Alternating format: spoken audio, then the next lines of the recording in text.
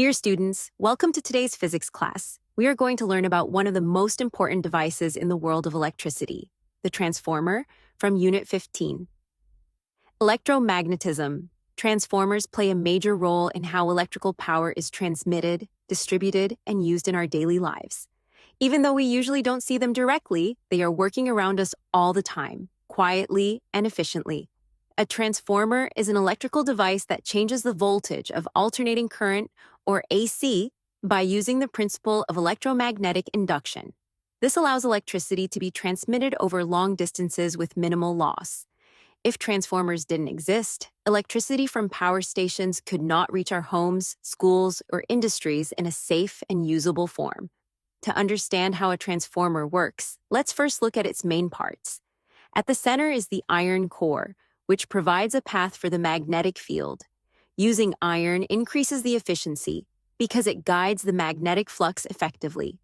Wrapped around this core are two coils, the primary winding and the secondary winding. The primary winding is connected to the input voltage source. When alternating current flows through this coil, it produces a changing magnetic field. The secondary winding is connected to the output. The voltage that appears at this coil depends on how many turns of wire it has. Surrounding these parts is the insulation, which prevents electrical short circuits and ensures the transformer operates safely. Now let's understand the working principle. A transformer operates on the concept of electromagnetic induction, described by Faraday's law. When AC flows through the primary coil, it creates a continuously changing magnetic field. This magnetic field passes through the iron core and reaches the secondary coil. Because the magnetic field is changing, it induces an electromotive force, or EMF, in the secondary winding. As a result, a voltage appears at the output. What is interesting is that both coils are not connected electrically. They are connected only through the magnetic field. Energy is transferred magnetically, not through wires. The amount of voltage generated in the secondary coil depends on the ratio of turns in both coils. If the secondary coil has more turns than the primary, the voltage increases. This is called a step-up transformer. If the secondary coil has fewer turns, the voltage decreases, forming a step-down transformer. This turn ratio is the key to how transformers control voltage levels. In an ideal transformer, we assume that no energy is lost. This means the input power is equal to the output power.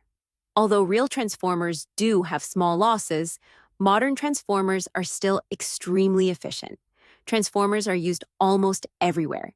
In power distribution systems, they increase voltage for long-distance transmission and then decrease it before it reaches our homes. This reduces energy loss and keeps the electricity safe for everyday use. In electronics, transformers are found in chargers, televisions, audio systems, and many other devices, providing the exact voltage each device needs.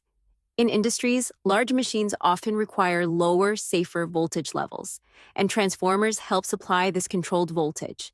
Because transformers handle high voltages, safety is very important. Proper insulation is necessary to prevent shocks and short circuits.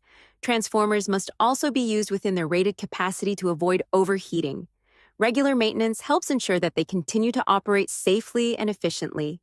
In summary, transformers are essential components of modern electrical systems.